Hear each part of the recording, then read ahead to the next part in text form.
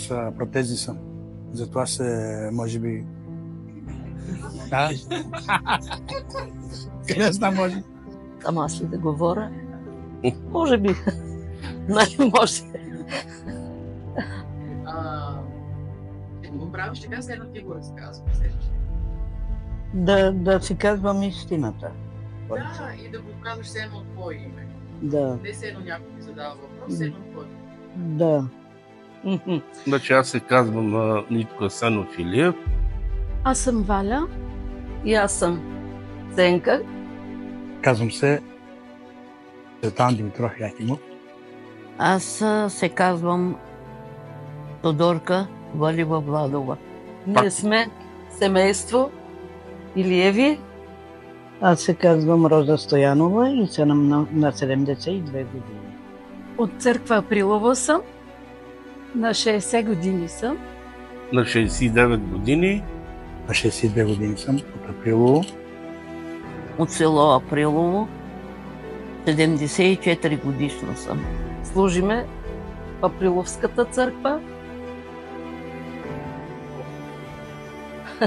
66. Най-щастлива съм, когато съм в присъствието на Господ. Обичам да бъда в общение с брати и сестри. Обичам да разисквам Словото Божие. Обичам да хваля Господ, да му се покланям, защото много чудеса и знамения съм преживяла. Обичаме да ходим на църква, да посещаваме. Обичаме да сме заедно от 50 години, даже и 51 сме заедно, не сме се разделяли и каквото и да правим, го правим двамата. Това може би ние като хоби, да сме заедно. Допълваме се един друг.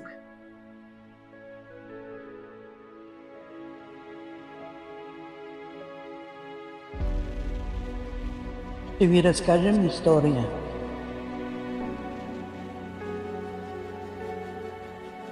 Нашата история.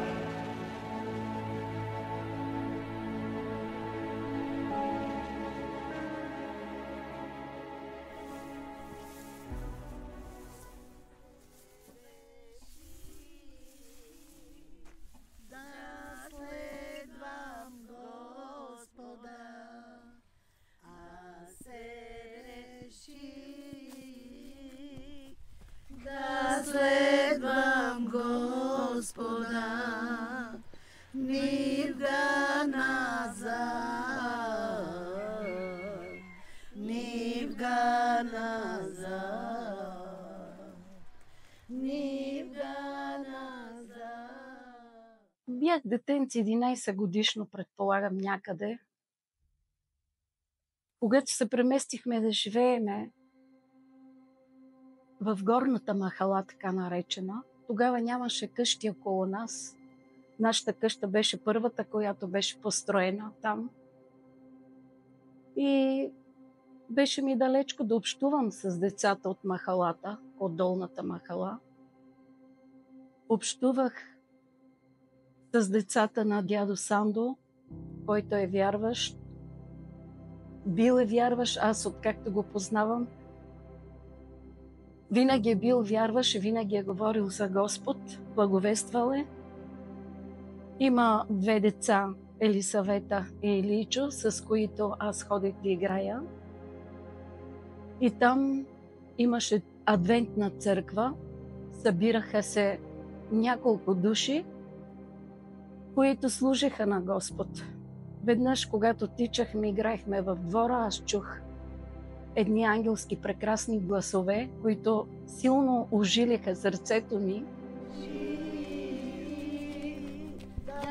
Бабо Златка, какви са тези песни, които пеете? Тук седни. Валя, тия песни са на Бог. Пеем ги, за да го възхвалим. Аз седнах до баба Златка, която пееше с ангелски глас. Една много хубава, много приятна баба. Златке, ма, той е дете и да й кажеш, няма да те разбере. Норче, Не познаваш ли Бог? Нищо не прави случайно. И тези песни силно ме докоснаха.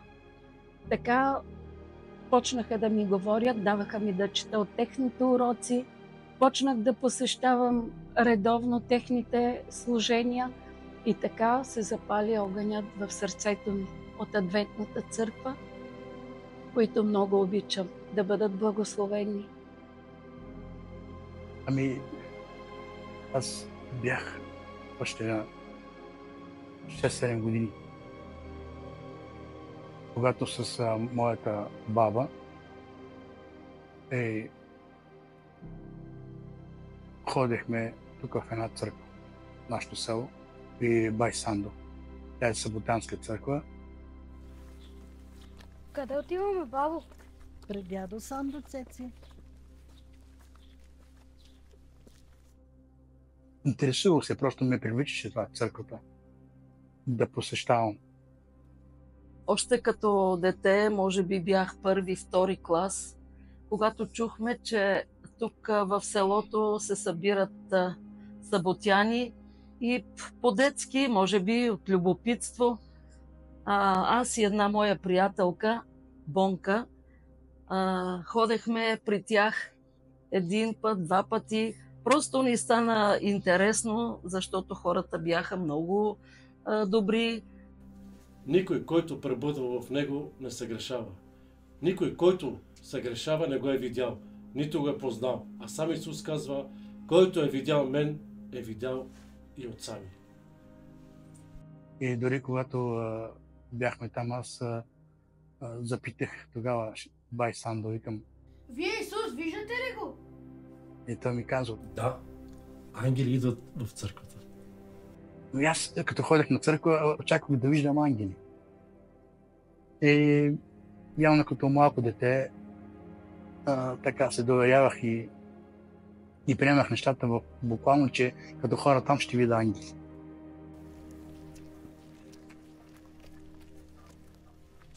Цецо, аз отивам да помагам на Леля ти Зелана с овцете. Ти няма ли да дойдеш? Ще остана малко с Валя и Ценка. Хубаво, внимавайте. Мамо, аз не може ли да остана с тях? Не, Наско, сега имаме работа, прибираме се.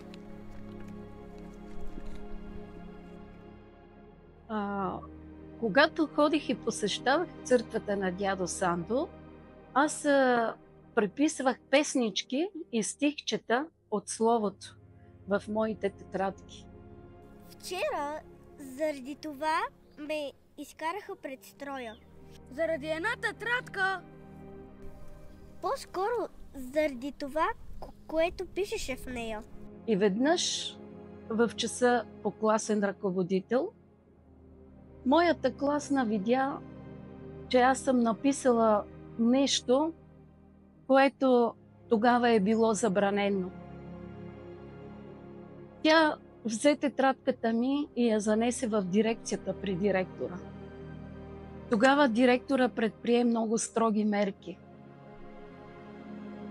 В голямото междучасие той накара цялото училище да бъде под строй и ми изкара абсолютно пред цялото училище пред строя.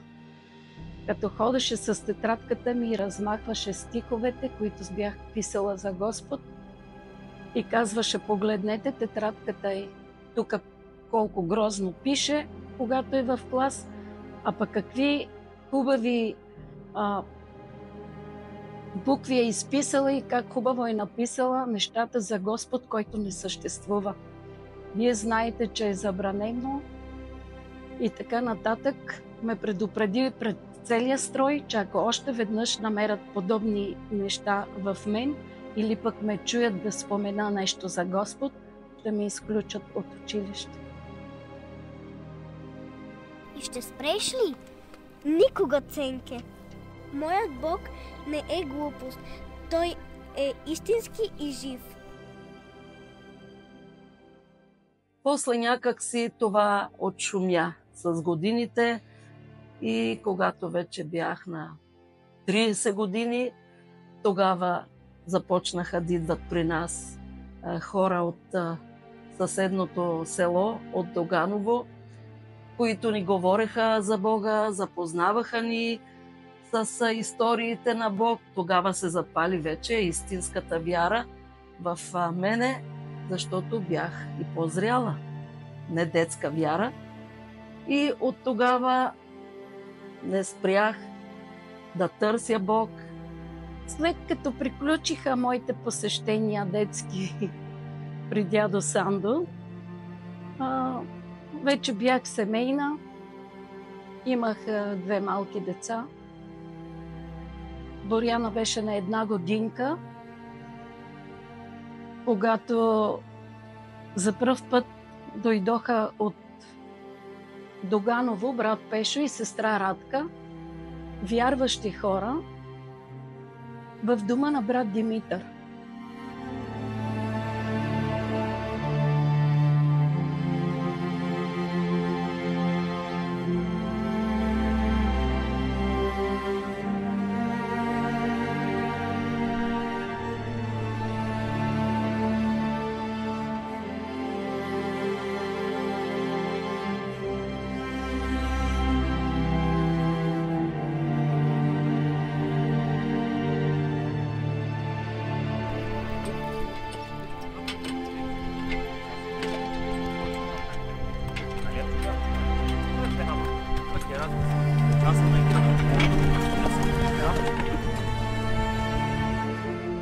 Аз повярвах от село Догано идваше. Заедно работихме с пастор Пешо и той ни говореше за Бога. И аз повярвах и като повярвах бях много запален за Бога.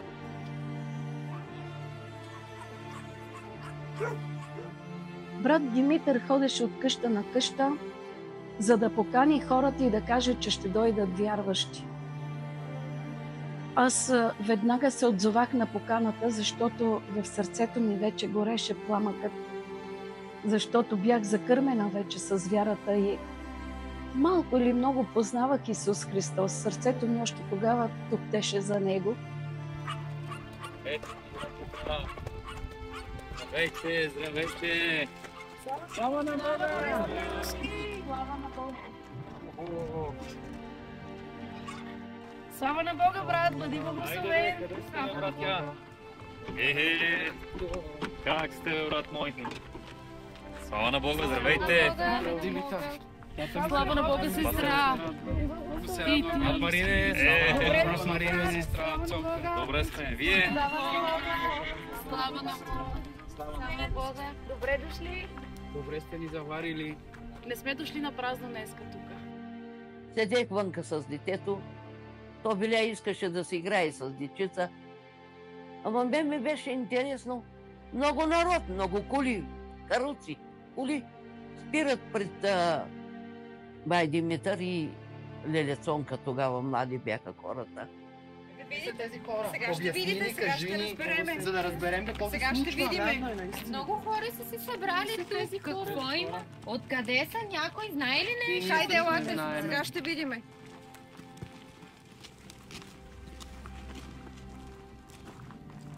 Айде, Райче, да отидем да видим кои са тези хора. Да. Айде. И аз викам, Лелю Цонки, какво става, къдива? Много народ, викам, много нещо. Какво ще правите? Чудих се, питам. Лелю Цонки, какъв е то народ? Къде идва при вас? Тя вика, о, ти не знаеш ли? Ние, вика, станахме вярващи. Ние, вика, с Димитър, вика, вземахме водно кръщение. Тодорке, те са всички вярващи, ти не знаеш ли? Взимах водно кръщение на 6 януари с Димитър и сега са дошли в нас на сбирка. Ако искаш и тила. И сега, вика, дойдоха ни на гости на сбирка, вика. Ако искаш, вика, ила да слушаш, да гледаш. Много е хубаво, вика. Викам, добре, ще дойда.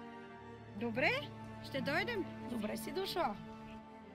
И баба Ката дойде от някъде. Бабо Като, и ти ли отиваш при Димитър? И Тя вика, какво вика Тодорки, какво говориш с Цонка? Абе, вика, много народ, много нещо отиват в тях. Вярващи хора са били. Айде, викам, да ходим и ние да слушаме за Бога. Натам отивам. Разбрах, че е дошъл някакъв пастор от Доганово, Пешо, с още пастори. Така разбрах, ако искаш, ела с мене. Айде да ходиме. Заповядайте. Слава на Бога, сестра! Бог да те благослови! Слава на Бога! Хайде, елайте!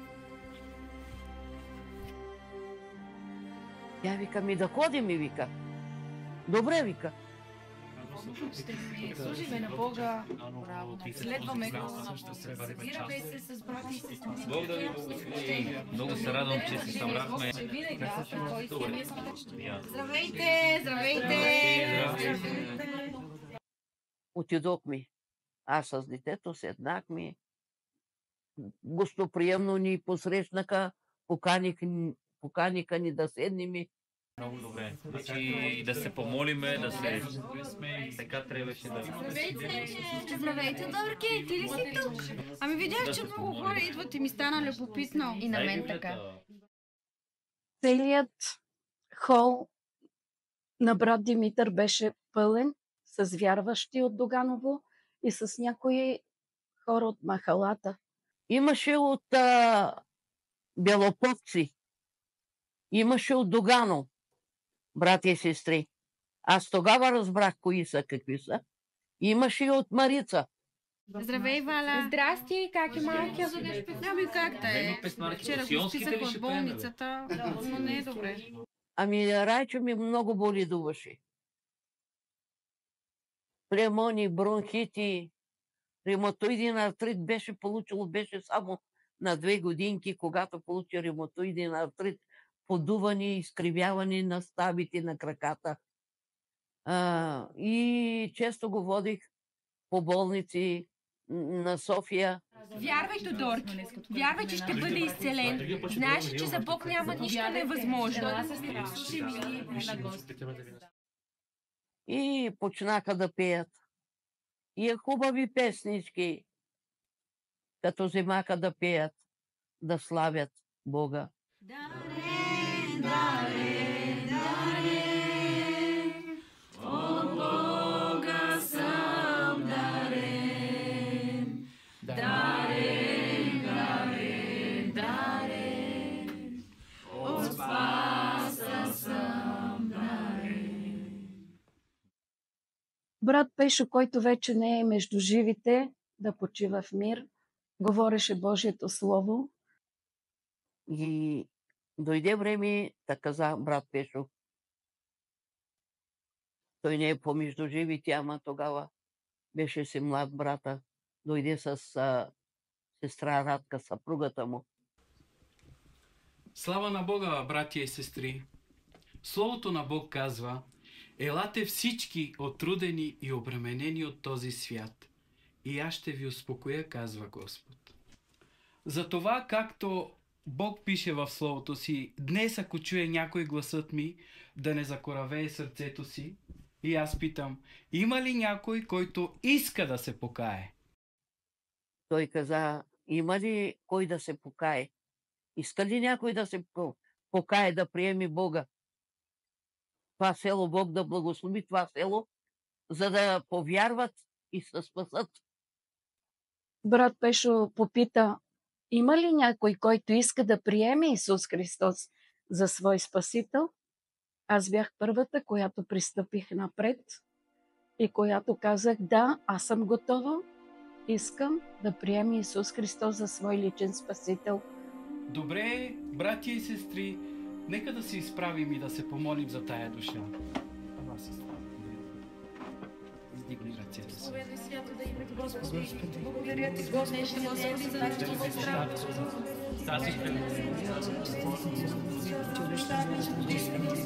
За живота, Господи.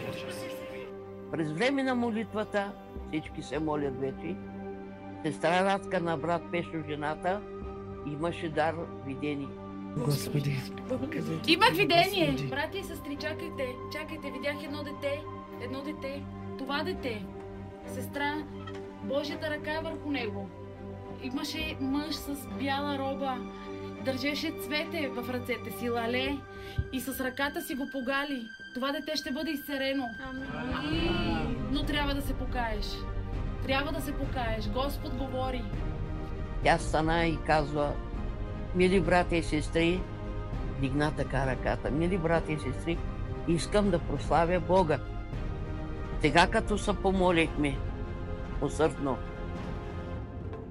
но тая жена, никой не ме познаваше, освен на Априлово. До тая женица вика: къде? Вика: клекна с детето, вика да се моли. Видех, вика, фигура на човек, висок, строен, косата му, тя вече го описва. Косата му, вика, над раменете му, чуплива. Тя също, вика, нито жълта, нито кафява. Нещо той род, го казах тя. И как, вика, с лале, с цвети, но с лале казах. Погава, вика, детето, вика, по главата. Слава на Всевишния, брати и сестри! Детето ми Райче постоянно боледува. Има артрит и краката постоянно го болят. Ходиме постоянно по лекари. Но вярвам, че Бог ще го изцели, въпреки това, че той постоянно боледува. Сестра, има и вяра. Господ ще изцели детето ти. Само трябва да се покаеш и да вярваш. И тогава аз казах: аз искам да се покая. Ама какво е това, викам, покаяние? Покаяние, сестра, е да се отвърнеш от пътя, по който си вървяла до сега, да поискаш прошка от Господ и да вярваш, че Той ти е простил. Да вярваш също, че Исус Христос е Божият Син и че да изповядаш с устата си, че Той е Господ. Искам да се покая. Слава на Бога! И аз искам да се покая! Велики Господ! И вече те са вземали решение. Види, че аз повярвах. По мене стана баба Ката и тя се покая. Искам да се променя. Ще се старая да махна тези грешни неща. Пушене, играене и ще гледам само към Бог. Излезнах вън аз. Върши богослужението. Върши богослужението. Бъди, вика, брата ми каза на мен, бъди сериозна. След като обеща да му служиш, не забравя, вика, какво си обещала и заради кого. Господина моя, дедо Траянчо, с брата Митко седат на пейката на Митко. На пейката на Митко и си говорят. И аз викам, вадих цигарите. Ето, викам, в този момент аз ги скъсвам. Повече цигари в уста не турам. До тук беше, що беше. От днес аз съм станала вярваща.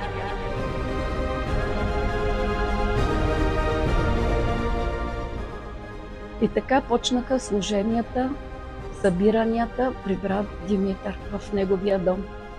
И от тогава запалихме много за Бога и не сме се отказали. Просто те сме си в църквата. С моята другарка заедно идваме, заедно си отиваме и мога да кажа, че Бог ни обича и ние го обичаме.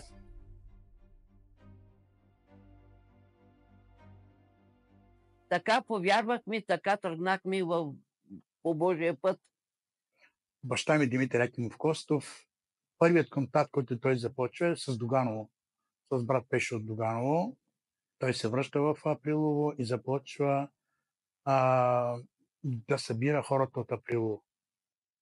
Брат Димитър никога не е бил ръкополаган, никога не е бил пастор, но той е главният организатор, който събираше, организираше и се грижеше за духовната храна, която трябва да получаваме. Ами, когато идваха от Доганово и се събирахме в дома на брат Димитър, който е вече си е заминал при Бога, той беше много ревностен и все искаше да ни доведе хора, пастори, вярващи от други села, защото ние бяхме новоповярвали и имахме нужда да чуеме свидетелства, слова и от други, освен на брат Пешо. Той от собствения си джоб даваше средства, за да ни доведе пастори, които да ни четат Слово Божие, защото тогава Библиите ги нямаше, както са сега в изобилие. Беше ревностен и Димитър тогава. Радваше се човека, че вече при него се събирахме. Веднага той разпръсна фотоли, мотоли, всичко. Направи, там се събирахме. Пейки, кой какво има донеси. И наистина той не си жалеше този човек труда. Ходеше, идваха хора при нас. Бяхме малко в началото. Може би 5-6-10 човека. И първите бяха нашите комши, които бяха сестра Ценка, брат Митко, сестрата Дорка, сестра Роза и Валя. Много сестри бяха, сестра Зелана, много старите, които ги няма между нас. И постепенно, всеки ден се увеличаваше бройката, всеки ден растеше църквата, идваха хора. И така започва да се създава първата църква в Априлово в домашни условия. Брат Тимотей, един много помазан брат, който много обичахме, от София идваше. Той с такава любов и с такава грижовност ни обгрижваше, идваше и ни проповядваше. И той е този, който ни каза, че трябва да вземеме водно кръщение. Той ни запозна с водното кръщение. И тогава ние, които бяхме повярвали там, с моите сестри закопняхме да вземеме водно кръщение.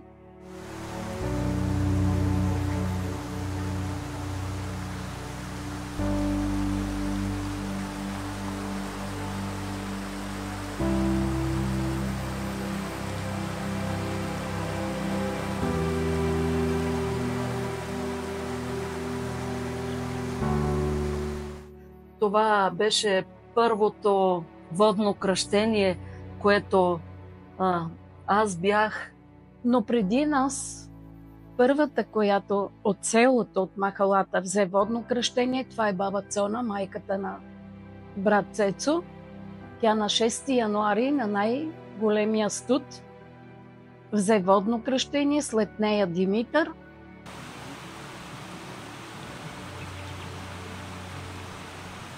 За първи път ходихме на реката на водно кръщение, което беше за нас и не само за нас, но като че ли за махалата едно нещо като празник, нещо, което не сме видяли, не сме чули до сега. Преди бях чувала, че има Господ, но не вярвам.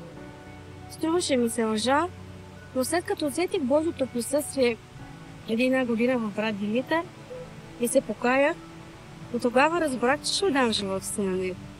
Съгласна съм. Чакам този ден, в който ще взема водно кръщение от много дълго време. Искам да съм в пълнота. Дойде моментът, в който ще се новородим.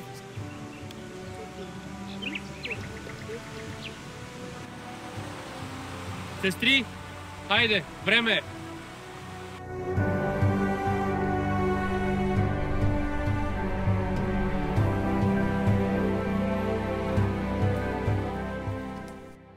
Но веднага не сме вземали водно, мамо.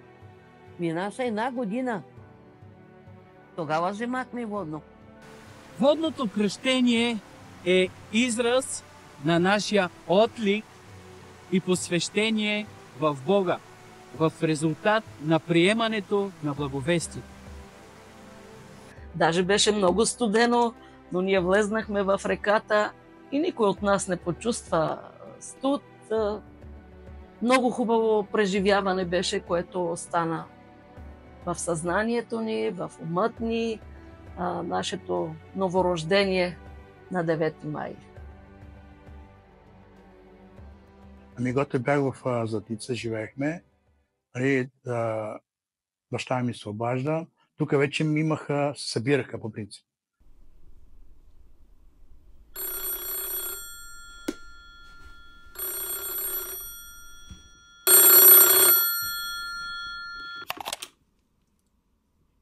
Да.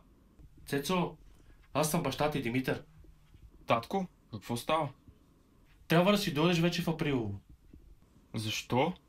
Защото няма кой да събира хората. Станахме много. Организацията ни вече ми е трудна. Трябва да си дойдеш. Идва и си вика, защото в Априлово има хора, които се покаяха и ние се нуждаем от човек, който да води. Добре. И трябваше да напусна Златица, за да може да се оформи на сериозна църква, да се поставя на здрава основа, за да може хората да се спасяват. Така че аз напуснах Златица и дойдох по Априлово. Това са 80-те години. След като вече станахме малко по-голяма група и бяхме кръстени и в Святия Дух и имахме нужда от обгрижване и някой да ни даде Господна вечеря. Не знам поради каква причина брат Цецо се върна в Априлово при своите родители. Хайде, брати и сестри, заповядайте, настанете се. Цецо, как реши да се върнеш тук? Основната причина е баща ми. Преди няколко дни той ми се обади и ми каза, че има нужда от моята помощ, защото църквата се разраства. Наистина е така. Основната причина обаче е друга. Аз винаги съм усещал, че трябва да бъда тук. Аз ходя на църква при брат Павел Игнатов и баща му Борис. Там Господ ми проговори. Докато Бог кръщаваше Леля ми в Святия Дух, даде и се видение и тя ми разказа, че ме вижда с голяма червена книга в ръка, свирайки на акордеон и около мен има много хора. И тогава тя вижда видение за мен, че тя ме вижда с една червена книга голяма, че събирам народ и така. Имаше от Бога това нещо. Аз тогава не бях пастор, не бях ръкоположен тогава. А преди това, отново в църквата на брат Павел Игнатов, докато Бог кръщаваше мен в Святия Дух, падна гръм зад църквата и на Леля ми отново и се даде видение тогава. Когато Бог ме кръсти със Святия Дух, ние ходихме с лята. Значи всяка неделя ходихме на църква и когато Бог ме кръсти със Святия Дух, падна гръм зад църквата. Голям гръм се чу. И това беше знак, в който тогава Бог ме кръсти със Святия Дух и тя тогава вижда това видение, да. Каза ми, че аз съм избран. На мен това ми се стори абсурдно, разбира се. И казах, че това няма как да стане. Аз едва току-що съм повярвал във вярата преди 1-2 години. Дори словото не го разбирам от време на време. Няма как.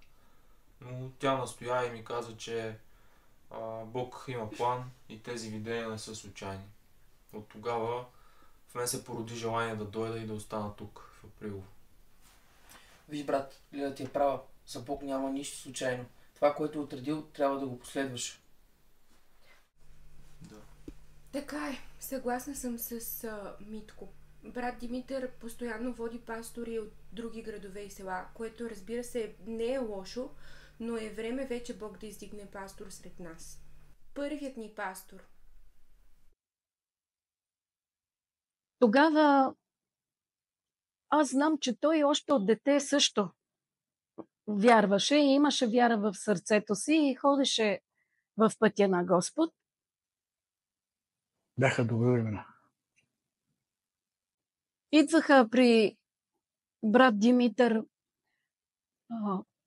на Павел Игнатов родителите, брат Борис, баща му и майка му, също така брат Павел Игнатов. Идваха от София тогава в дома на брат Димитър, посещаваха ни, подкрепяха ни, видяха ревността ни, видяха любовта ни и те прецениха и решиха, че трябва да имаме местен пастор. С Павел Игнатов се познаваме, значи, на 16 години, нали, когато тръгнах, 15-16, когато приех християнството, аз се покаях там при него, в църквата. Тогава имаше гонения и те се събираха в една къща в квартала Марков. Имаше една малка църквичка и аз там посещавах и така. И там приех Христос и там Бог ме кръсти със Святи Дух в църквата на пастор Игнатов.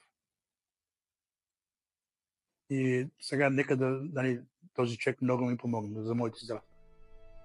Не може да го, нали, благодаря на Бога, че много неща направи в моето духовно израстване и аз съм като негов духовен син. Един духовен баща, който приех вярата и това учение, което така наследих от неговия баща, брат Борис. Службата беше много хубава. Чувствам се много благословен. Благословението е награда вследствие на нашите дела тук на земята в името на Исус. А знаеш ли, че колкото е по-голямо делото ти, толкова по-голямо ще бъде и благословението? Знам. Дори ми се иска по-открито да работим за Бог. Но как да стане това, когато закона е против и ние биваме клонени? Радвайте се и веселете се, понеже голяма е наградата ви на небесата, понеже и те бяха гонени пророците преди вас, е казал Исус. Така че, Цецо, не се притеснявай, Господ ще промисли. Роси, знаеш ли, искам да говоря с теб по една тема. Напоследък Бог много често ми дава сънища, че трябва да последвам Неговата воля. Трябва да знаеш, че не ние избираме Бог, а Бог е избрал нас и ни е предопределил да работим за Него. А работата ни да дава плод. Така че няма значение аз или ти, Божията воля ще бъде извършена. Амин. И тогава пастор Игнатов и баща му имах откровение, че трябва да бъда ръкоположен. Да. И тогава вече аз съм първият пастор в селото, в махалата. И Бог чрез Павел Игнатов и баща му дадоха много вярващи. Много вярващи дадоха от България, стари, които Бог им беше говорил да дойдат. И тогава, лично на Павел Игнатов Бог му кричи, че трябва да бъда пастор. За брат Цецо дошъл от София на Павел Игнатов, баща му. Брат Борис. И имаше още други, обаче ние не ги познавахме другите. Той беше в двора, в тесен кръг на брат Димитър от двора, баща му. Го ръкоположиха. Татко, заповядай. Благодаря ти, сине. Брати и сестри, припознавате ли Цветан Якимов за ваш пастор? Защото по принцип той е твърде млад и още е рано да го ръкоположим. Да, припознаваме го. Така да бъде. Нека тази книга на закона да не пада от ръцете му. Да размишлява по нея денем и нощем. Да го води и направлява и напътства в цялия му живот. Брат Борис, ръкоположи Цецо. Брат Цецо, радостта ни беше голяма, че ще имаме пастор. Радвахме се много.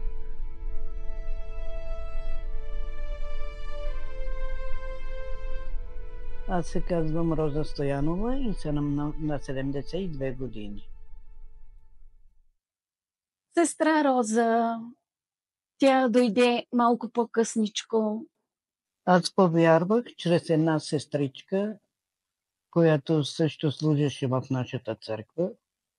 Тя ми говореше за Бога и аз реших и аз да се приближа и да разбера кой е този Бог.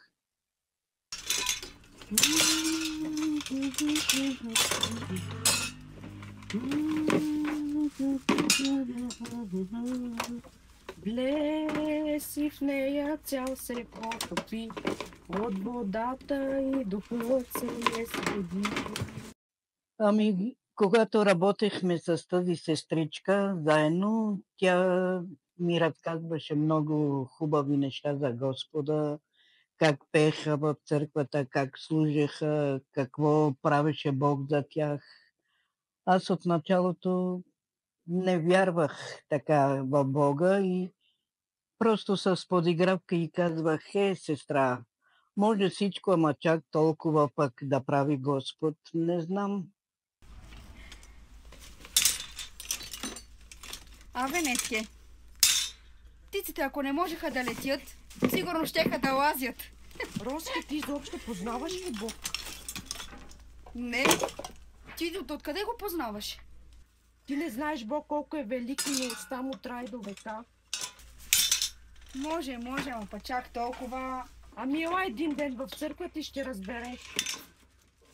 Дали го усещаш или не.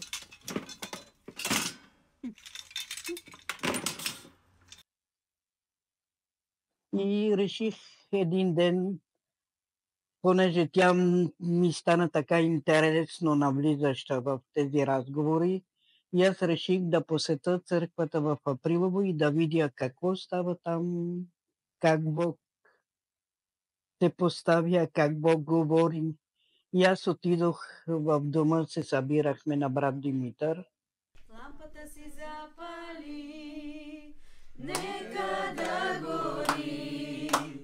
Лампата си запали, нека да гори. Лампата си запали, нека да гори. Да гори, да гори, да гори. Нависоко я сложи, нека да гори. Нависоко я сложи, нека да гори.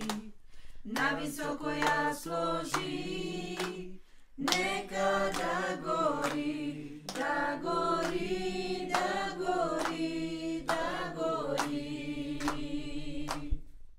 Отидох там и с влизането така усетих някаква хубава обстановка, като че постоянно бях с тези хора.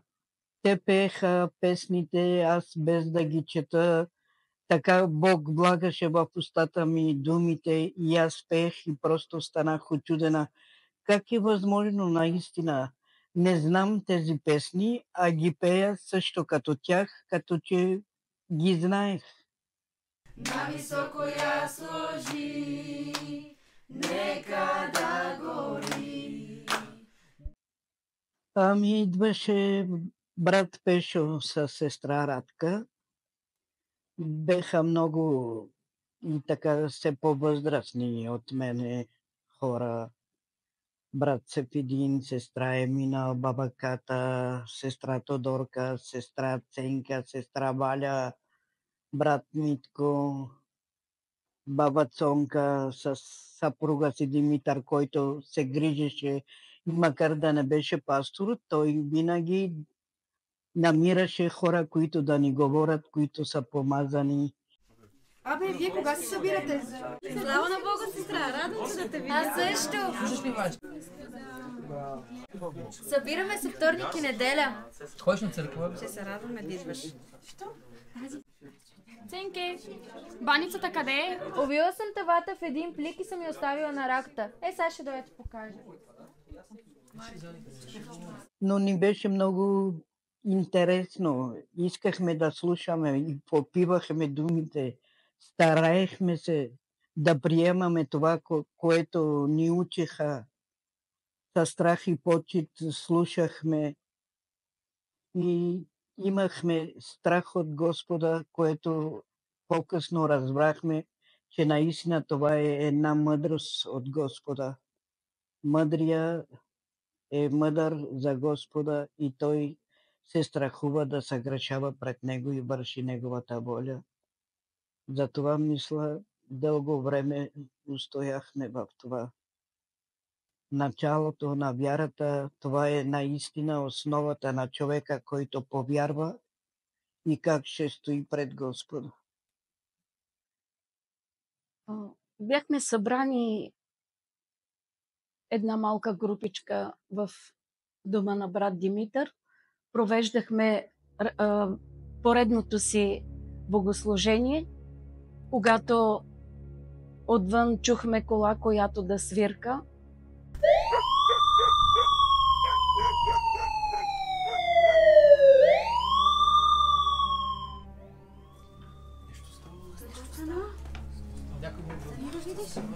Нещо става. Беше забранено. Просто с Кришом се събирахме, за да не разберат, че стават служения, че има хора, които се молят за Бога. Тогава се почиташе само православната църква, на нас ни беше забранено. И така дойдоха един ден полицейска кола.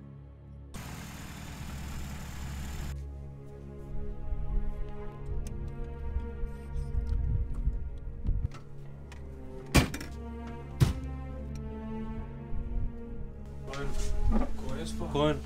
Ами през време, когато ние се събирахме, забраняваха човек да вярва, да има църкви, да има общения в Бога.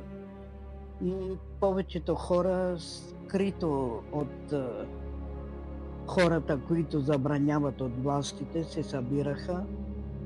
Какво става тука? Какво са правили тия тука? Я ги искам.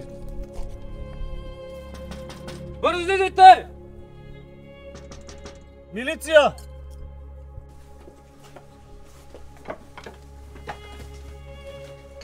Излезе брат Димитър.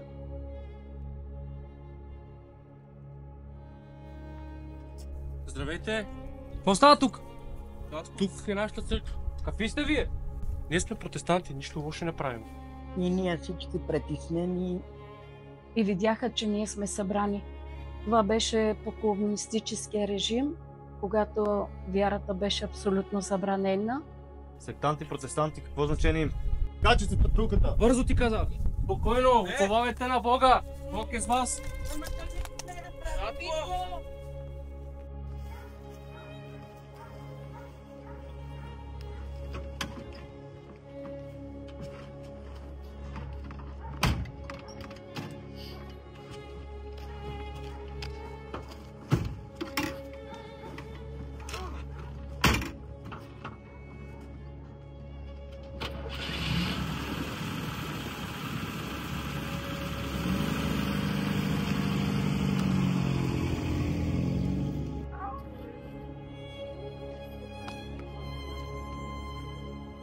И отведоха брат Димитър, даже доколкото знам, и шамар му удариха в полицията, за да не събира хора, за да не ни лъже, казваха, да не мами хората. Но това нито него го спря, нито нас не изплаши да се събираме, да хвалим Бога и до днес.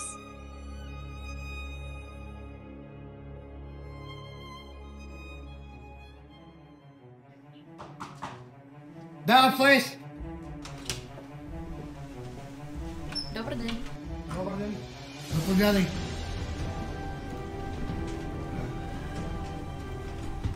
Разбра ли какво се случва в нашото село? Разбрах някои неща, да. Сектанти! Сектанти! Истински сектанти с разни идеологии. Какво ще ги правим това? Как ще разберем какво мислят и какво правят и какви идеи пробутват в нашето село? Нека да не прибързваме с заключението. Идеология.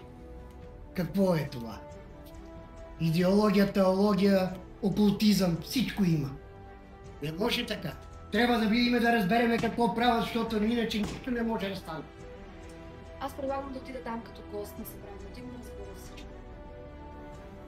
То е добре да отидеш като гост, но трябва да бъдеш и по-внимателен, защото ще ги разгоня оттам. ако нещо ти се случи на теб.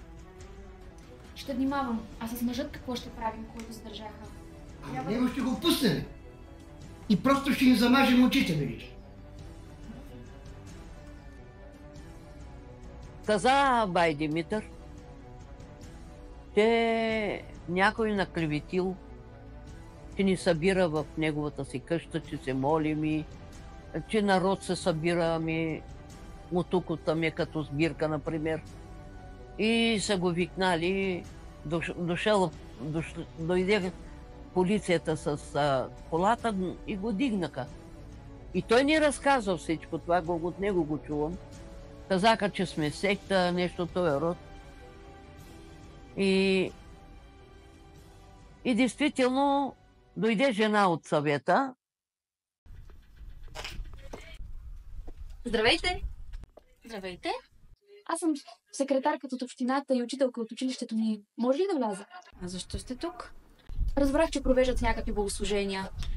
Изчакайте малко да извикам брат Димитър.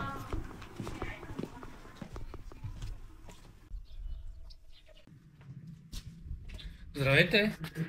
Здравейте! Мога ли да вляза? Да, заповядайте, кажете. Заповядайте.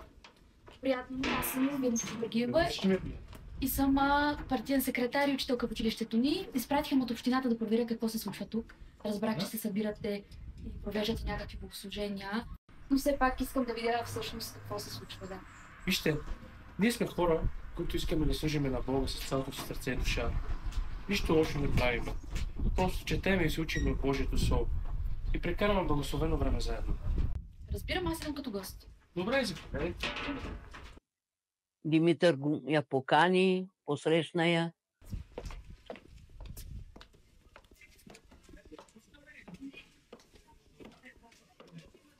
Тя влезе, поздрави съвсем културно и цивилизовано. Здравейте! Здравейте! Заповядайте! С една жената поздрави ни. Ние прославихме Бога с песни. Димитърчо взема, от Библията да ни говори. Чуха молитвите ни, чуха песничките ни, чуха Словото, бяха много докоснати от всичко това, от нашето служение. Жената слушаше с голям интерес, което направи силно впечатление, че няма нищо, разни нечестиви неща, разни, както сега, като гледаме какво, що има някой, Бог ни предупреждава, че времето е последно и че трябва да внимаваме. Всички заедно казваме Амин. Бъдете благословени, брати и сестри. Амин. Слава на Бога. Слава на Бога. Слава на Бога. Слава на Бога. Слава на Бога. Слава на Бога.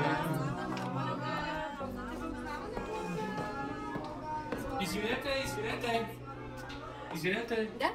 Хареса ни жената и каза, продължете си. Спокойно си продължавайте. Няма нищо такова като секта, нещо този род. Нищо не казахте. Как ви се стори нашето служение? Хареса ми. Няма причина да спра това служение. Всичко, което говорите е от Библията и ми харесва. Слава на Бога за което. Наистина се радвам, че няма причина да спрете нашето служение и ще можем да продължим да се събираме заедно. Коя съм аз, че да се меся в Божиите дела? Бог не позволи да стане така, че да запечатат и да затворят дома на брат Димитър. И си отиде женицата, ние продължихме още малко, докато завършихме. И така. Ами искам да разкажа тази случка, която наистина стана в мен завинаги остана. Бехме събрани в сестра Валя няколко сестрички. Искахме да направим някаква програма за тържеството на Рождество Христово. Ама, ще ни стигнат ли? И роди първородния си син, пови го и го положи в ясла, защото нямаше място за тях в гостилницата. Знаете ли какво? може да направим един обор, да сложим около него сено и да стане като обор. Какво мислите? Харесва ми. Нямам търпение да празнуваме за първи път така празника на нашия баща. И аз също. Ще направим освен програмата украса, ще сготвим разни неща и ще го посрещнем подобаващо. Имам една идея. След като ще направим малък обор, защо не събера децата и да ги науча да играят Йосиф и Мария от Библията? Да. Ето това вече е много добро. Да. Още утре ще ги събера. И когато трябваше нещо да работиме в църквата или да подготвяме програми за Рождество, за Възкресение, понеже тогава сам Господ на мене ми беше открил в съновидение, ми даде този дар да работя с деца, с младежи. Нямам търпение да го видя. Аз също нямам търпение. Но знаете ли за какво? Ще взимам водно. Сестра, това е най-благословеният момент в живота на всеки един християнин. Моето сякаш беше вчера. Ох, като се сети отпреди, как ви се подигравах и не вярвах в Бога, сега осъзнавам колко съм била сляпа и глупава. Откакто дойдох при вас в църквата, живота ми се промени. Видях колко се обичате, как се грижите всички в църквата един за друг. Откакто срещнах Бог, от тогава заобичах го повече от себе си. Осъзнах, че не мога да живея без него. Той е смисъла на моя живот. А с хора като вас съм още по-благословенна. Обичам ви. И ние те обичаме, сестра. И събрани в името на Исус се подготвяхме с стихчета, с песни. И тогава дойде моя малкия син Ради и ми каза: майко, татко каза веднага да се прибираш. И аз викам: извинявайте, ама ще отида да видя за какво става въпрос и пак ще дойда. Всички знаят за нейният проблем с мъжа й. Когато повярва, той беше много против, много и се караше. И докато да излезна навънка, той вече беше пред вратата. Съпруга я чакаше отвън, много разярен. И въобще нещо да ми каже или да ме попита, той почна да ми се кара. Той не беше вярващ, не посещаваше църквата и винаги, когато отивах, той ме срещаше на улицата и почваше да обижда за какво отивам там, какво правя. Но аз си мълчех, а той се дразнеше, защо мълчи, защитавам ги. Но аз си мълчех, защото ако кажа нещо, няма да ме пусне. И когато тя излезе, той изля цялата си агресивност. И той почна да ми се кара, да ме бие, да ме рита. Аз паднах долу, той ме ритна в ръката, чупи ми ръката, прибрахме се в къщи, никой не разбра какво става. И аз влезнах в друга стая и почнах да се моля Господ да му прости, защото той не знае за какво става въпрос. А през това време имаше служения по телевизията за тържеството на Рождество Христово, как пееха поповете, и аз още повече се разтъжих, защо така да стане. Почнах да се моля, плача. И на другия ден трябваше да се събираме, да празнуваме нашето Рождество.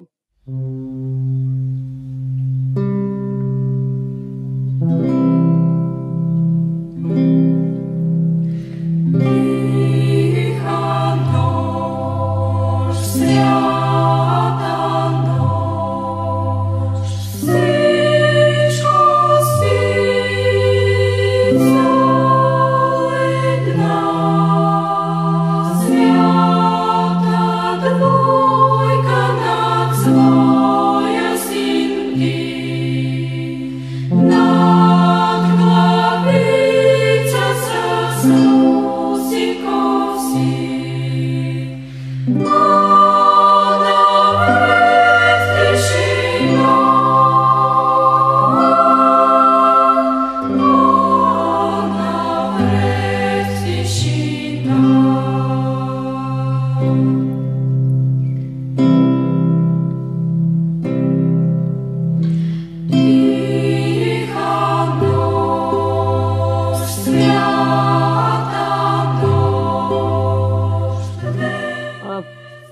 имахме събиране за Рождество Христово.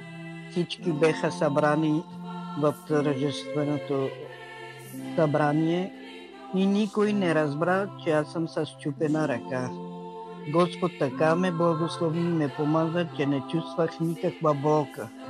Тя дойде на празника с счупена ръка и тогава всичко мина добре, никой не знаеше за нейните проблеми, след което тя вече не скри, каза как я е ритал, как я е бил, как е била с болки, но издържала за Бога.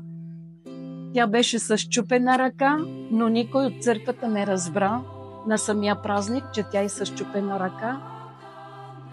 Просто такива чудеса Господ вършеше и толкова близо беше до нас с такава божествена подкрепа, че ние наистина от опит вкусихме и разбрахме какво е Господ. И почнахме да празнуваме, молихме се, пеяхме и тогава Господ ме кръсти с силата пророчество. Но който обича Бога, който е приял Господ дълбоко в сърцето си, няма сила, която да го отклони. Така че Бог казва, мен не биха и вас ще бият. И от тогава това ми остана в мен дълго време и до сега чувствам това водителство на Святия Дух.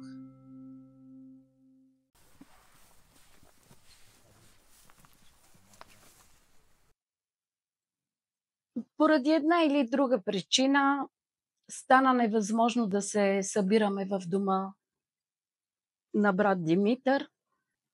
И ние така почнахме от къща на къща, обиколихме почти всички сестри, които се събирахме. Къде е брат Сефедин? Каруцата не е ли негова? Да, негова е. Каза, че отива до Славчо Сиромаха да вземе нещо. Ние сме готови, а той къде е? Трябва вече да идва насам. Моят свекър, неговият баща, с каруца местехме столовете, амвона от къща на къща. Бяхме в нас известно време. После нагоре бяхме при сестра Роза и слава на Бога, че след този бой, след този тормоз, все пак след време мъже и позволи, тъй в тях бяхме известно време. Събирахме се в сестра Ягода, после събирахме се у сестра Валя и най-интересното е, събирахме се и в една сестра българка, която идваше от време на време, не беше толкова постоянна с нас, но тя видя, че от ходене от тук на там няма къде. Приеми и тя в домът си известно време бяхме, сестра Атанаска се казва. И така преминахме през какво ли не.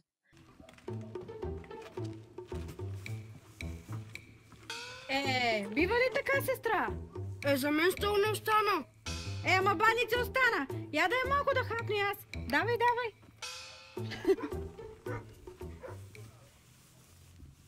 Че трябваше да вземем столове с нас. Инвентара на църквата трябваше да се носи по къщите.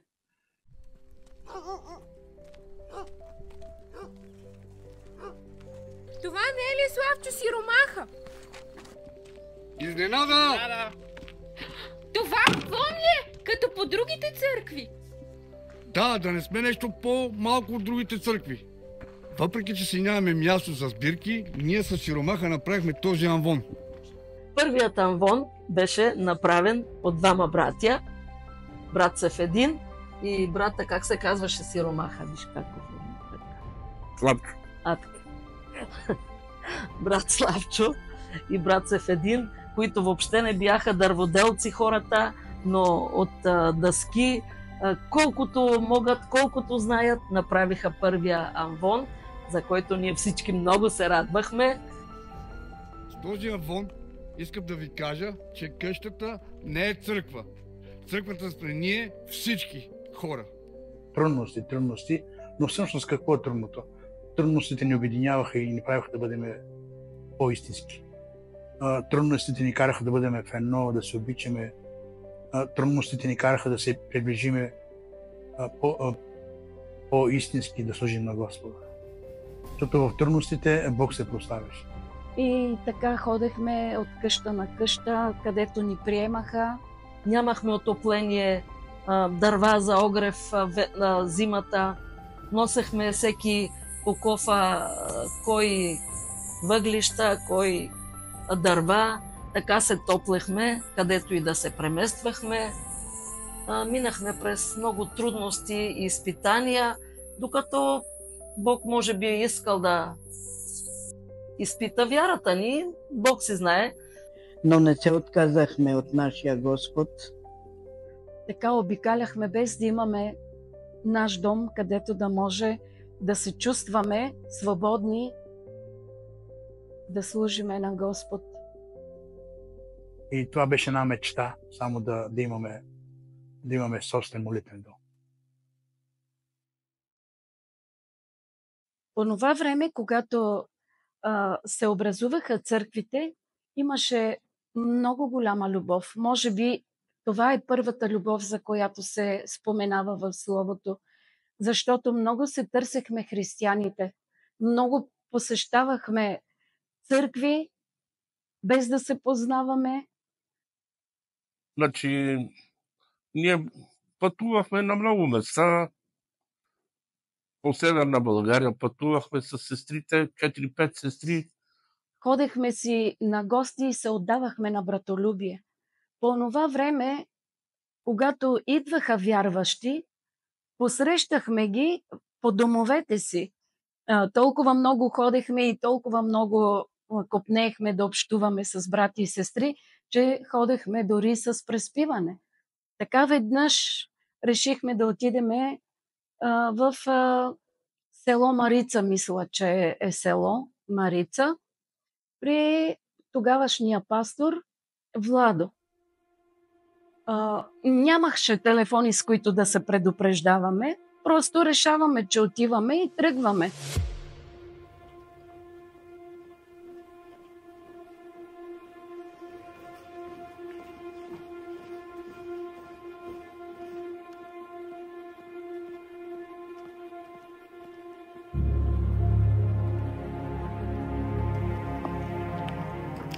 Слава Бога. Как пътувахте? Добре, всичко беше наред. Добре, вижте сега. Трима ще се качим от тази страна, другите трима от тази страна. А те ще ни изчакат, за да не се движим по групи и ще ни набележат. Прав си, добре. Аз съм с Валя, Митко е с Ценка и Тодорка е с останалите. А като стигнем, се движим по същия начин, защото пак може да ни види някой. И директно отиваме в църквата в Марица при брат Владо. Добре, хайде да тръгваме. Хайде. И се качвахме във влака и се разбирахме 3-4 да се качат от тая врата, другите от другата, и като слезнеме пак да не се събираме. През уличките минавахме, няколко човека от тая улица, няколко от другата, за да не ни видят, да не разберат, че отиваме на църква. Значи ние пътувахме, когато отивахме някъде, а това беше голям проблем за мен. Защото нямаше тогава коли, автобуси, не както сега. И трябваше да гоним влакове.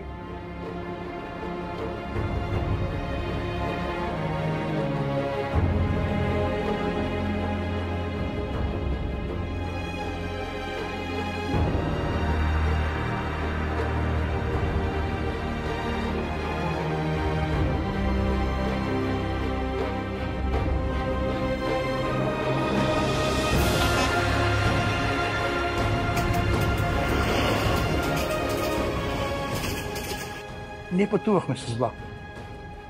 С влакове и това беше благословено пътуване.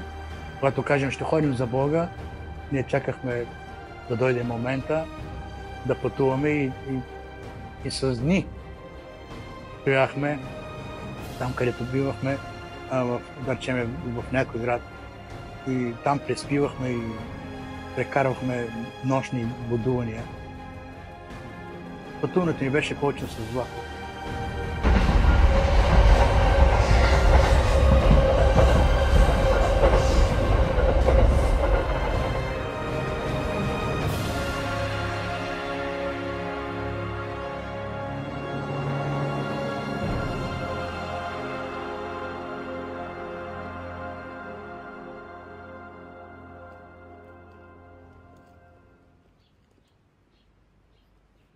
Когато разбраха, че идва църквата от Априлово в Марица, те бяха всички събрани и ни чакаха.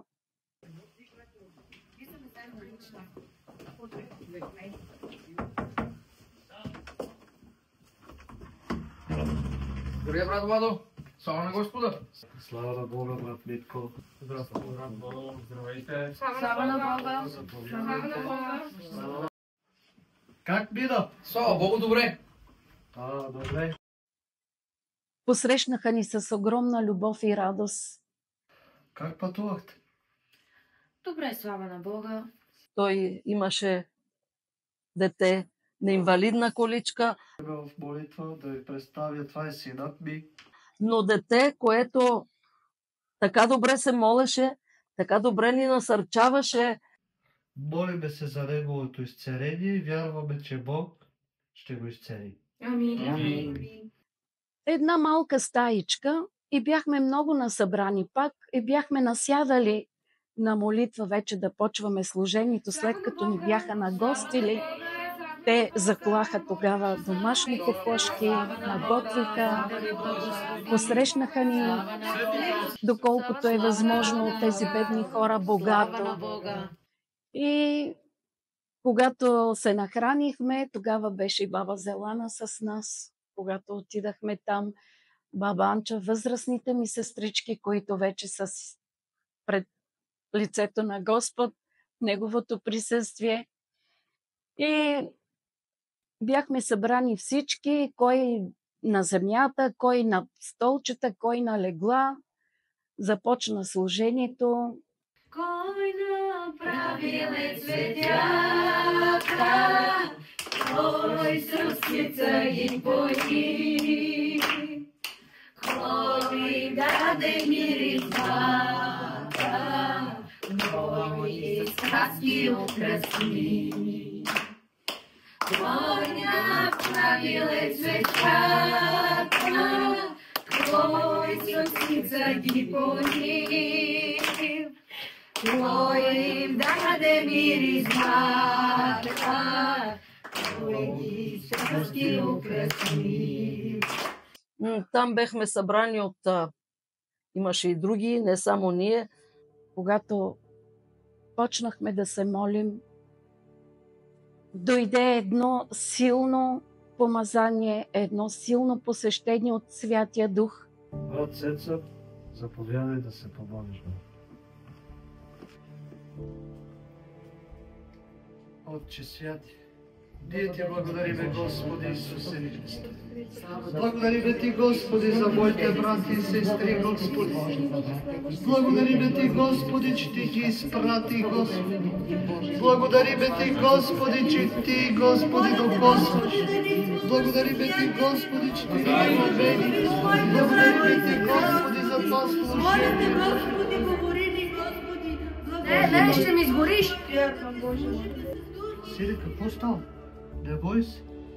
Когато се молехме и това през моя живот не съм го виждала, но че една сестричка от техната църква толкова силно и така се молеше, че просто мястото, на което бяхме събрани, се разтърси буквално. Имахме голямо посещение.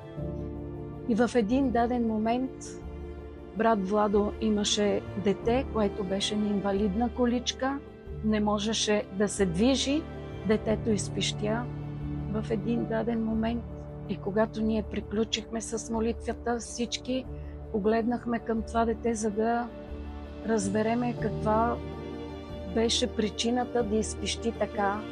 Видях едно огнено кълбо, което летеше право към мен. Искаше да влезе в мен, но обаче това се оплаши, защото си помни, че ме изгори. Благодарим ти, Господи. И когато баща му го попита какво се случи, защо така реагира, това момче сподели и каза: когато се молехте, имаше силно присъствие, видях една огнена топка, която кръжеше над главите над всички, и тази огнена топка с огромна сила се устреми към мен и искаше да влезе в стомаха ми. И аз толкова много се уплаших, че почнах да пищя и да кажа: не искам, ще ми изгориш. И топката не успя да влезе в мен. Всички се разплакахме, защото ние усетихме Божието присъствие. Бог щеше да извърши голямо чудо с това детенце, ако не беше се оплашило и ако не беше спряло това огнено кълбо, защото ние знаем, че огненото кълбо, това е самият Бог Отец. Много добре изкарахме там, много се чувстваше Божието присъствие, много молитви. На другия ден беше Великден, празнувахме, не спахме цяла нощ и се прибрахме заредени със Святия Дух. И брат Цецо винаги беше с китарата и където и да ходиме с китарата, свириме, пееме и прибирахме се. И когато минахме през православната им църква, случайно погледнах нагоре на небето и видях едно голямо знамение. Видях една кръгла златна топка, то като че слънцето, но без лъчите, само огромна топка, в която отстрани имаше един триъгълник, който също беше от злато. Един триъгълник и една златна топка. Тогава казах на всички: погледнете, вижте какво знамение Господ. И всички останахме много очудени, много щастливи и радостни, защото всичко това укрепваше и заздравяваше вярата ни. Господ по всякакъв начин, където и да ходехме, каквото и да правехме, Господ ни уверяваше, че е жив, че е верен, че е деен и че Бог работи. Както с огнената топка, така след това и с това знамение беше абсолютно за наше уверение, че Господ е с нас и че Господ е реален и че съществува.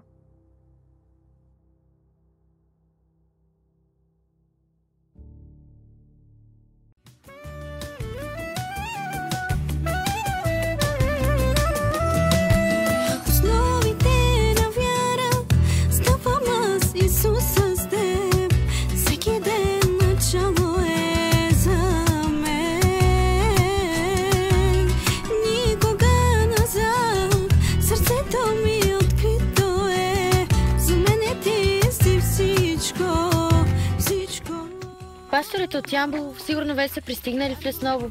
Хайде да побързаме, да не изпуснем службата.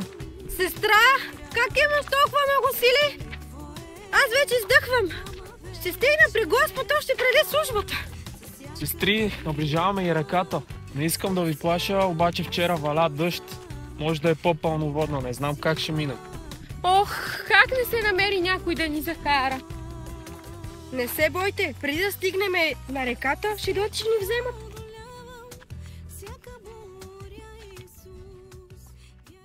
Ами, разбрахме, че в Лесново ще дойдат братя отдалече, от Димитровград. И ние решихме една групичка да отидем да слушаме.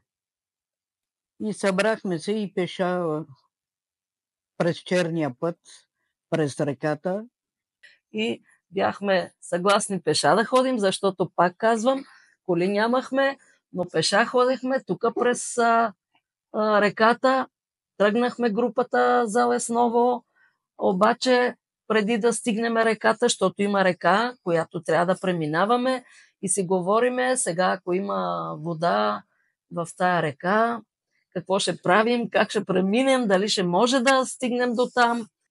И ние се чудехме, ами сега, как ще преминем реката? Дали ще успеем да преминем реката и как ще можем да преминем, за да отидем на това служение?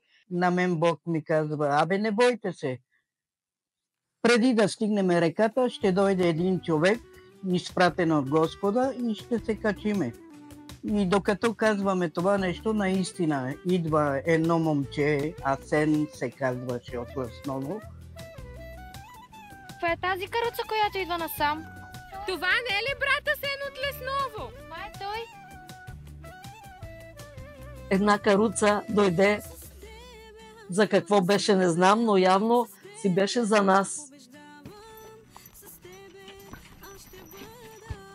Брати и сестри, качвайте се с мен. И вика, айде, аз идвам да ви взема. Как знаеш, че идваме към вас? Аз не знам, но Бог знае. И всички се погледнахме и почнахме да се радваме, защото това, което Бог казва, е наистина. Сестра, това е пророчество.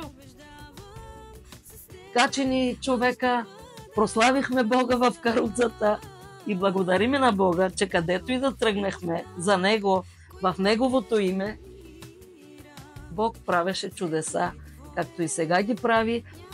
Качихме се, отидохме, събрахме се в църквата, слушахме хората, които Бог ги изпрати, настрачавахме се.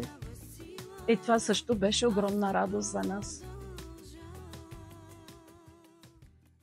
Когато ние се събирахме в Априлово, имахме проблеми с нашите родители, обикаляхме къщите и по-късен етап аз отворих моята къща, моят дом в Априлово.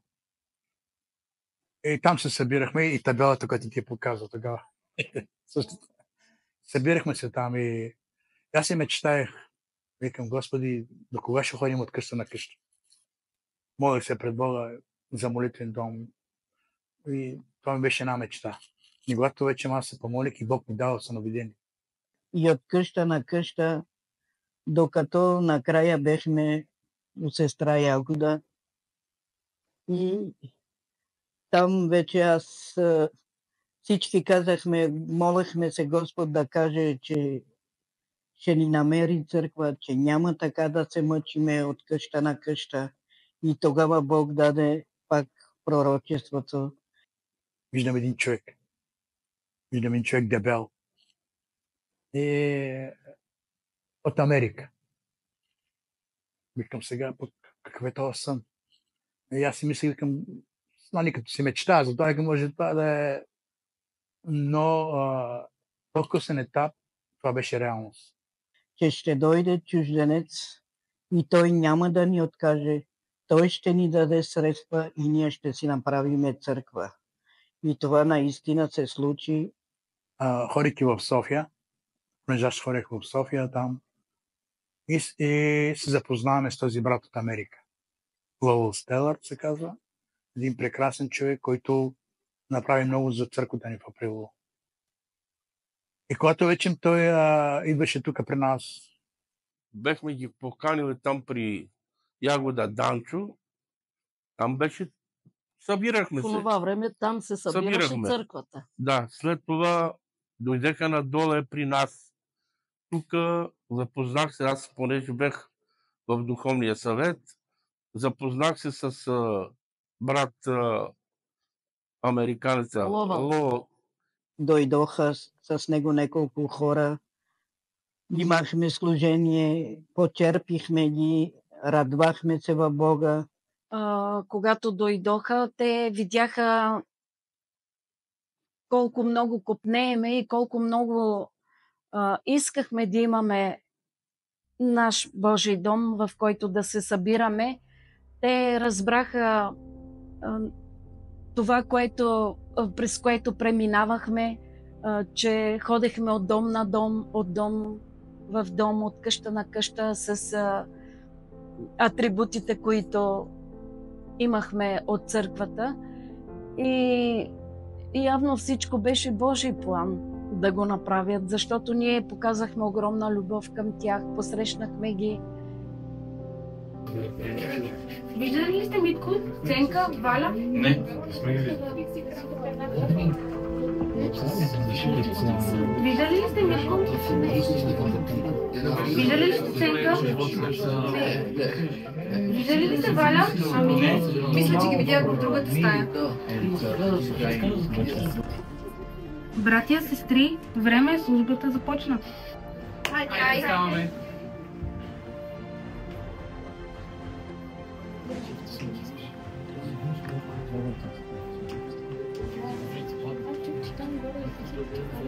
Слава на Бога, брати и сестри!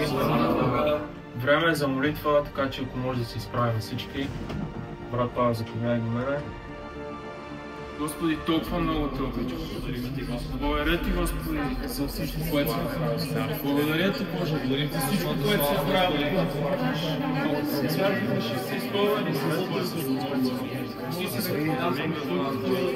ти си това, което казваш днес. Благодаря ти, Боже. Виж ли сега, Боже? Обичаме те, искам от теб повече. Благодаря ти, Господи. Ти знаеш нуждите ни. Ти знаеш за това, за което се молиме всички. Ти знаеш, Боже, че искаме църква свята, чиста и непорочна. Моля те сега, Боже, ти да ни покажеш как да времето за свята слава, Господи. Моля те, Господи, за едно място, където ние да се събираме, Господи. Амин, Боже. Моля те за едно място, където ние да изказваме своите мъки, Господи. Да си прощаваме, Господи, да се радваме, Господи. Моля те. Алелуя! Алелуя! Виж ни, Господи, знаеш това, което е в сърцата. Обичаме те, Господи. Обичаме те. Амин. Амин. Бяхме заедно, молехме се заедно. И може би Господ го докосна и казва: брат, аз имам от Бога да помогна на тата. И благодаря на Господа, Той твърдо обеща, че ще ни помогне, че ни праща пари да направим църква.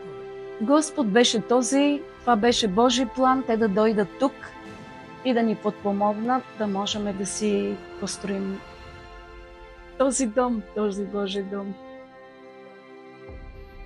Братя и сестри, искам да ви кажа нещо и това е, че Господ проговори на нашия брат Ловолт от Америка.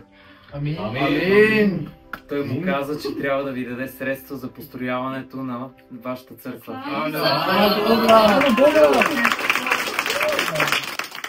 Брати и сестри, осъзнавате ли колко велик е нашият Бог? Едно нещо мога да ви кажа и това е честито, имате си църква. Слава на Бога!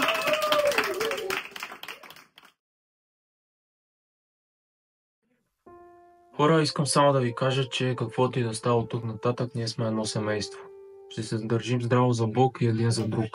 От тук нататък само Бог знае бъдещето, но искам църквата да остане така задружна, така чиста и невинна, изпълнена с любов. Значи ние бяхме много сплотени, много единни и това ни опази като вярващи хора. Брати и сестри, любовта ни един към друг и към Бога никога не трябва да стихва. Никога не трябва да се разделяме и трябва да научим децата си и децата на децата си да опитат от Бога. Да опитат онази неповторима и истинска любов. Отношенията между братята и сестрите ни бяха безупречни. Със сърце на ръка мога да кажа, че имаше чистота и простота. Много се обичахме, копнеехме един за друг. Проблема на единия беше проблем на всички. Ако имаше някой щастлив, щастието му беше за всички. Ако плачеше някой, плачехме всички. Когато искахме да постигнем нещо, ние се търсехме, коленичехме на колене и търсехме, искахме от Господ и Бог даваше отговор на всяка наша молитва. Никога да не позволяваме на нечестивия да ни раздели, защото Господ Бог ни събра. Винаги да усещаме подкрепа един в други го. Тихичко да се затваряме в стаичката си, да се молим за всеки един от нас. Да не отслабва вярата ни, да не се разваля връзката ни. Ако трябва с една дума, бих казала живот. Бог е всичко за нас. Винаги бъдете радостни, защото ние сме удостоени с честта да се наречем Божии деца. Имаме повод да се радваме, а не да тъжим, брати и сестри. Господ ни е спасил и ние имаме място там горе, вкъщи при Него. Ами, връзката ни беше много силна и истинна. Едни хора, простодушни мога да кажа, гледащи към Бога и чакащи от Бога.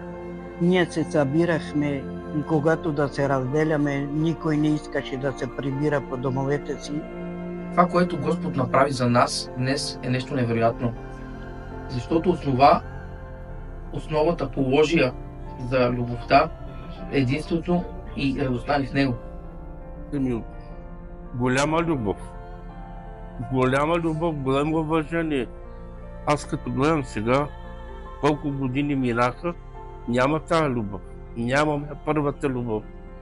Тогава, като се не виждаме така 2-3 дена, 2 дена, нас думача трудно ни е. Всичко, което сме преживели заедно тук, с Бог, е незабравимо. Никога няма да забравя смеха, сълзите, дългите разговори, песните, молитвите и всеки един момент с вас. Никога не трябва да се разделяме. Ние трябва да бъдем за пример на поколенията. А истиним ли един от друг, считайте, че основата е истинала. А за да бъде основата здрава, връзката, любовта и единството ни също трябва да бъдат здрави. За мен Бог е всичко. Аз съм без Него нищо. Не само аз. Така съм приела, така съм повярвала. Цялото човечество на света, няма ли Исус в сърцето, той е жив мъртвец. Благодаря на Бога, че ни срещна, че ни даде да го опознаеме, защото наистина хората в света са в окаяно състояние, въпреки че не го осъзнават. Аз знаех, че като построя църквата, трябва да има приемственост. Ние няма да сме вечни, няма да векуваме. Значи след нас ще останат младите поколения, които ще поемат щафетата.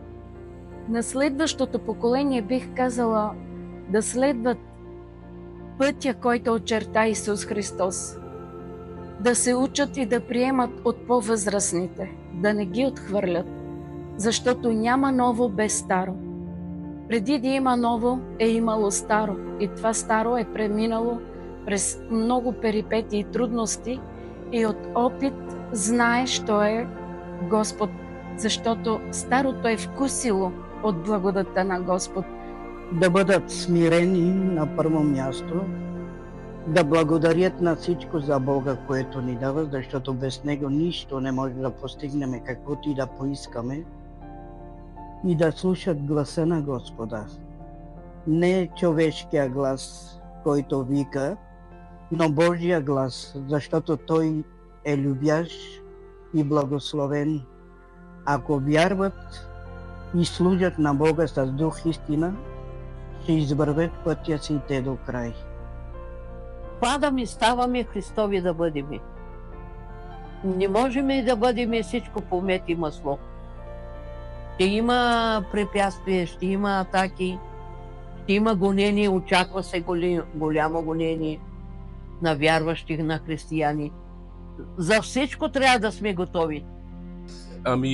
Най-важното да се обичат, да почитат Бога и да идват. Не да си пилеят времето така, да обичат Бога. Като обичат Бога, всичко ще получат.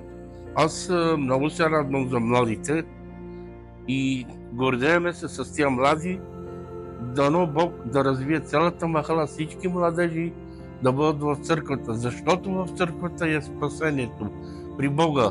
Да се обичат, да си прощават и заедно да могат да градят Царството Небесно, защото ако има високомерие, гордост и разцепление, ако няма прошка, няма как да се гради това царство, за което Исус дойде да установи тук на земята. Да бъде всеки в присъствието на Бога, защото Бог отиде на кръста за целия свят, не само за нас, които сега му служим, но и тези, които ни гледат, да дойдат, защото времето е кратко, Господ идва и ще прибере само своите. Дано бъдат повече спасени души. И вярвам, че Господ тепърва ще променя нещата към по-добро.